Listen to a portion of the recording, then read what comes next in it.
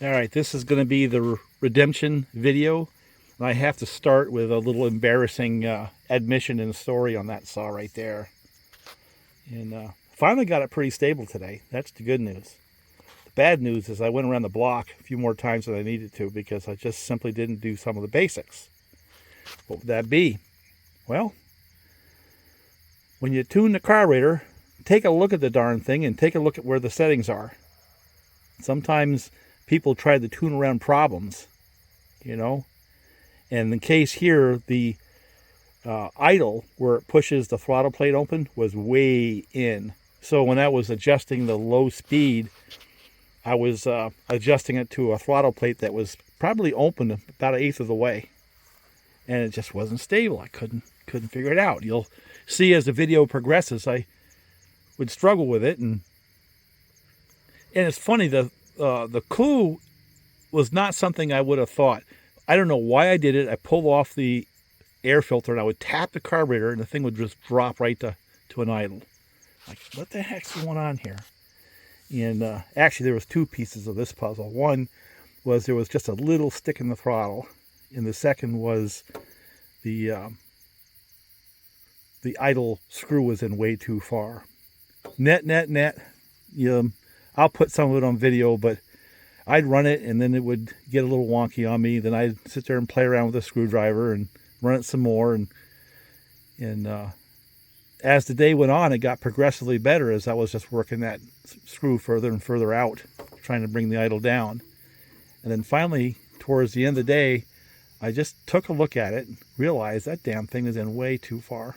And once I wound it out and then did a normal tune on the saw, magic. It ran beautifully and it's stable.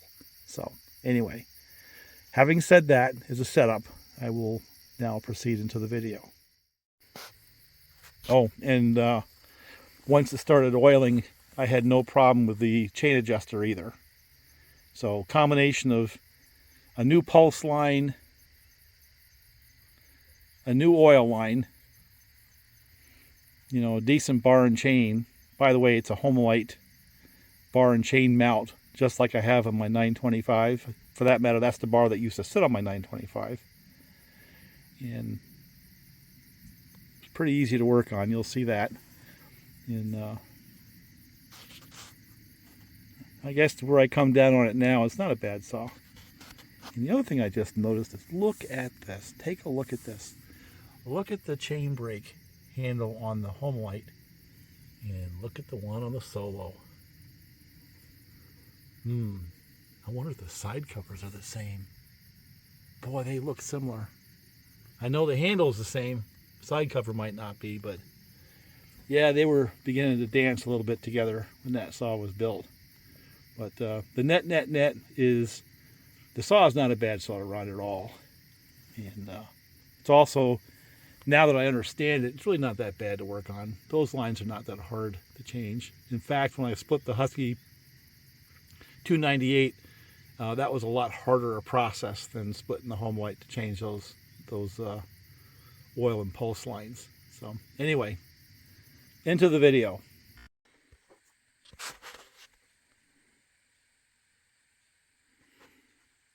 I think this is hoping to be a redemption video.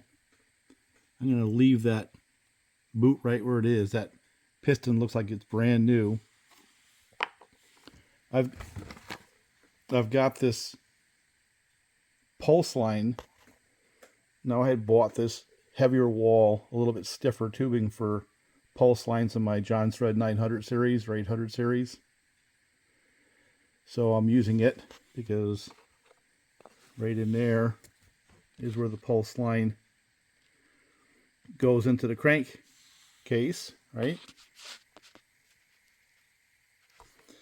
And here's the oil line, goes to the pump. So we're gonna put those two lines on there, and I had to open up the hole where that goes through the tank just a little bit, because this is a little bit larger in diameter than the oil line that was in here.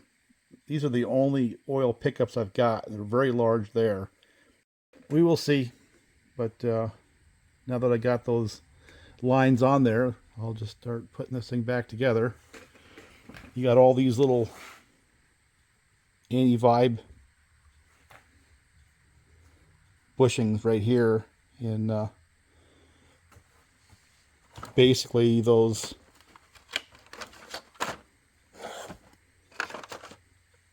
Torx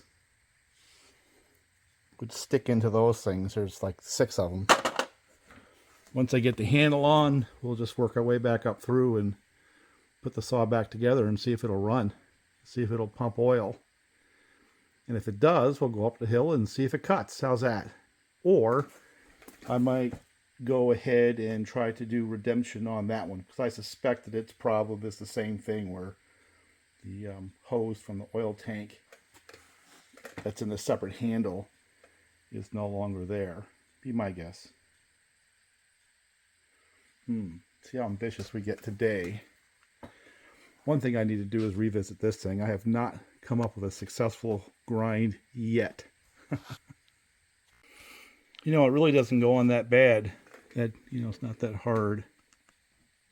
I don't know if that's a crack. Not sure it matters. Every once in a while, the little plastic cones they have in there, you got to leverage them down with a screwdriver in order to let it pass through. But check this out. This is the kind of crap. See that right there? Those are digging into the handle.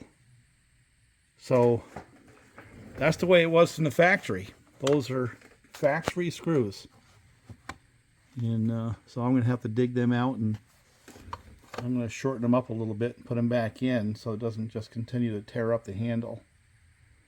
But, I mean, that's the kind of thing that I've seen throughout the saw where obviously, yeah, obviously the design team that did this saw either was very, very inexperienced or very simply didn't understand the world that this saw was going to have to live in. But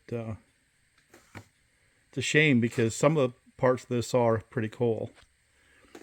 You know, I'm kind of curious to see if it oils. It's been running dry, so sometimes that can kill the plunger and the pump.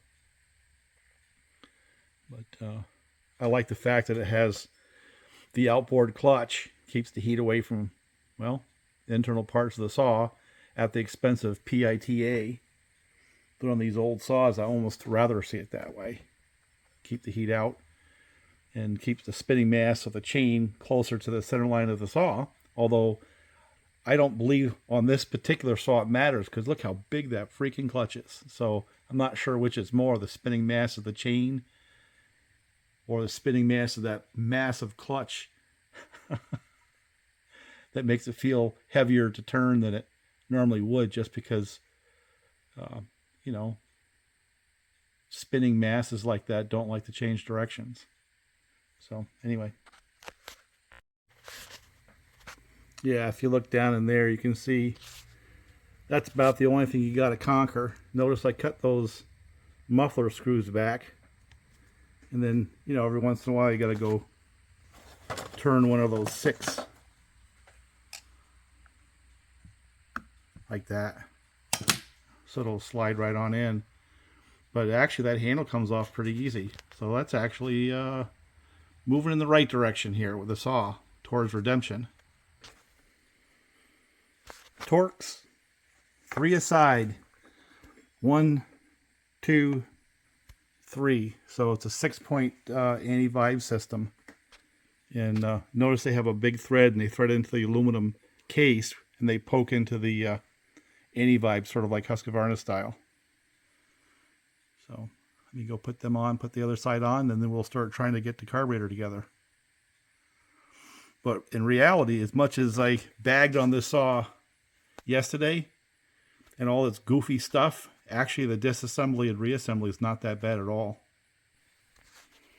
Yeah, I'd say the only thing of note here is I spent a fair amount of time kind of pushing and pulling on the hoses to get the least amount of kink or bend in them, and because you want the flow as, you know, as easy as possible. The oil hose was a bit of a challenge because it wants to go vertical and it needs to go out and then vertical. So I did what I could. I'm trying to see. I think I was sick. Yeah, there's no kink in that. But stuff like that, I mean, you pay attention, you know, common sense things. But other than that, nothing special. And the boot comes right through. So let me just finish putting the carburetor on. One thing I do like is the way that carburetor has that flange. It slip fits in the boot, and then when you squeeze it all together, it's got quite a good seal. That's actually quite good. Another redeeming quality. That's pretty good right there. I like that. Yeah, I think another redeeming quality is this looks like it came right off the hardware shelf in Lowe's, you know. All this stuff is pretty generic, you know. Well, except for these.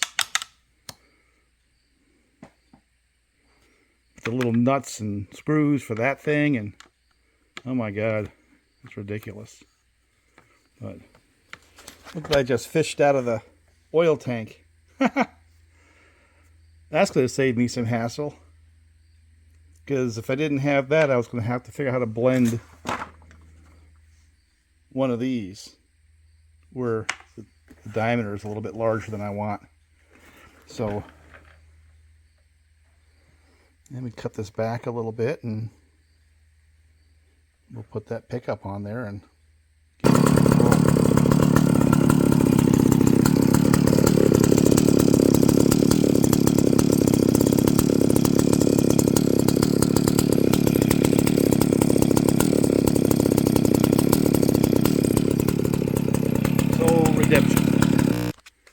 couple of things about it I like, actually. Kind of discovered. So now that it runs, and it seems like it runs pretty well, but it did yesterday too for a while. Let's go through some of the things that I actually like about this saw. First, steel-like. I can have that cover on, but still have the air box exposed to work on the carburetor. Now that's a blessing and a curse. I kind of like the Husqvarna's where the one cover fits all. But when I'm monkeying around, I kind of like this too. And this is sort of a steel-like feature. I don't know who had it first. Also steel-like is that boot. You know, you look at the 044, 66, stuff like that. Both the pulse line and the boot come through the air box as they do on this one. Of course, the pulse line on the steel is a little more straightforward. But that concept of a separate air box is very much steel-like. So if you like steel, you like that. I like the big clutch. It just positively dumps oil now, which is good. And on the one hand, I'll make fun of it, these goofy fasteners.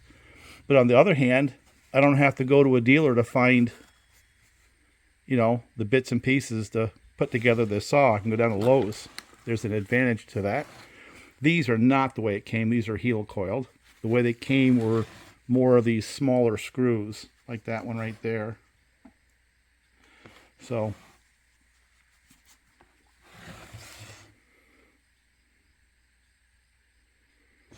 let's put it together and let it do its thing and put a bar on it and see whether or not now that oil gets to the bar, it doesn't heat up the bar and I think flex and mess up the chain adjuster. I think that's really the problem, was not so much this was flexible, although it obviously can't handle a lot of stress.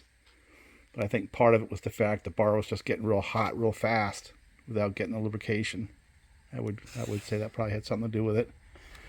And our sustained cuts noodling on an old degraded line probably did it in. It was probably close and we just finished it off. This line here should handle the heat a whole lot better. But let me put it together and see if we have a running saw. Well, a workable running saw. You know, another thing I find kind of a positive is the seal that it has for the air filter, both top and bottom. I mean, it's an old piece of equipment, but I imagine it works pretty good even now. But just when they get that right, what I don't like is the fact that it's a very small volume for an air box, and it also has a rather small air filter too. I'm not sure how that's going to really perform. I'm going to go blow it off, but yeah, they basically have that enclosed and sealed top and bottom. Kind of, you know, kind of like Husqvarna did on like the 262, kind of a derivative of that. So there's a lot of features in this that kind of span the brands. You know, both the bar oil, which is on top, and the gas and the handle, like the old Huskies, 285, you know, that series.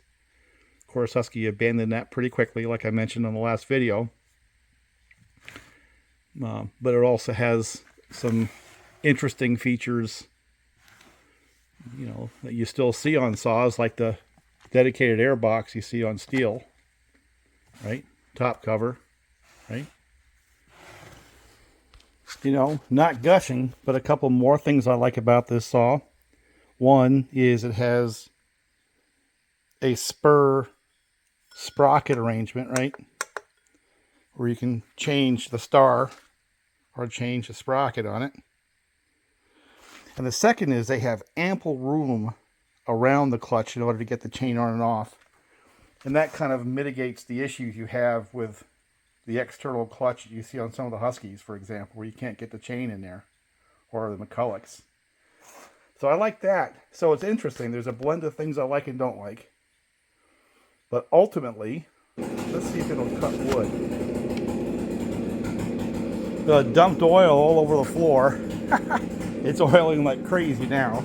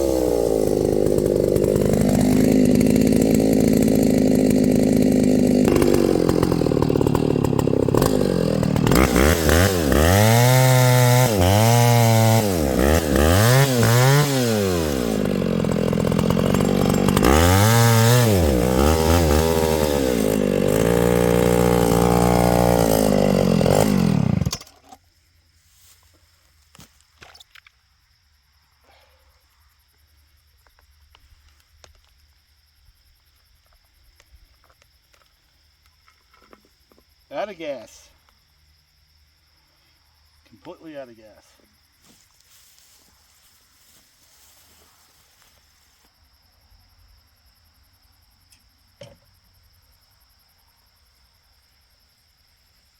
See how easy it is to restart after running completely out. See ya? This is not as bad as it might sound, is because that work I did off the side of the road and now is the one tank. I didn't add anything to it. I wanted to see how far it would go, so let's see if it restarts without having to choke it.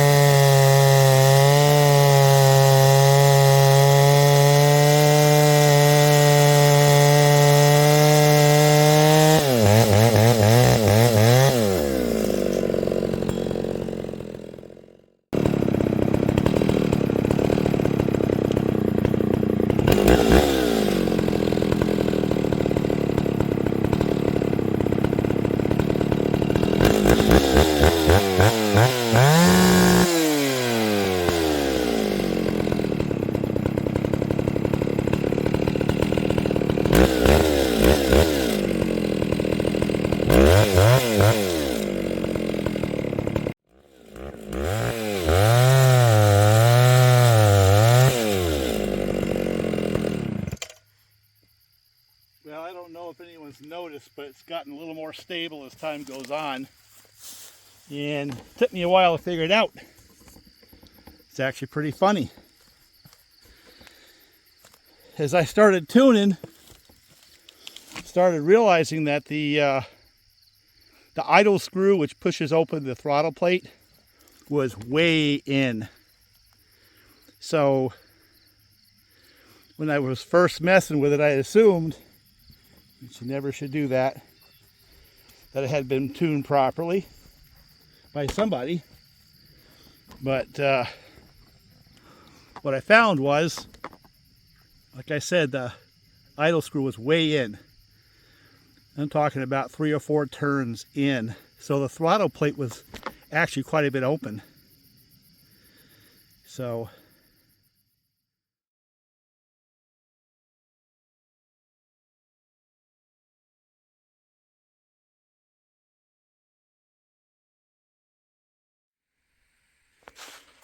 well, I'm going to render a guess that the reason why this thing doesn't oil has something to do with that. Now that line goes down inside there, but also is up in behind the muffler.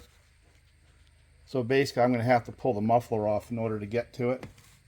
So if I can find one of these lines, I could probably get this thing back into working order pretty quick. And it did come apart much more, much tougher. You know, much tighter fit. And the other thing I figured out is why gas keeps dumping. There's a hole. And somewhere around here, my guess is, or at least there was, a tank vent that went into that hole. Oh, there it is. Yeah. So we got issues. Not going to solve this one today. But you know, I think that's the big difference, is the hoses and all the stuff that I used on the Homelite came from the hardware store, where the parts I'm going to need to get this one back together, I'm going to either have to get like really creative or hope that there's some new old stock around, because like this right here is a molded line. I wonder if I can just do it with a fuel line, but like the oil line is a very specific line. I think somewhere in the deep dark past I have one of these.